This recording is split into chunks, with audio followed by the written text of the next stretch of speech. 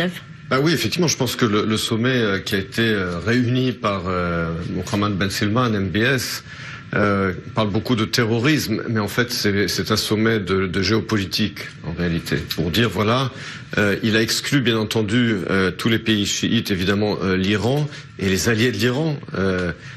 avant tout bien entendu la Syrie d'Assad ou ce qu'il en reste et l'Irak, le Qatar bien entendu qui refuse de mettre fin à sa relation privilégiée avec l'Iran, mais il faut également voir cette conférence dans son contexte global, à savoir que on voit aujourd'hui se dessiner un axe soutenu par l'administration Trump pour soutenir justement MBS dans sa politique. Et puis de l'autre côté, on voit beaucoup, en particulier en Europe,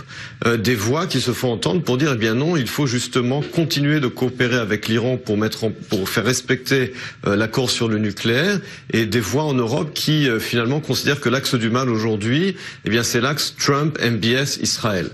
Et ça, ce sont des voix qui se font de plus en plus fortes, en particulier l'IRIS en France, et c'est justement ce qu'essaie de faire MBS, de créer cet axe anti-iranien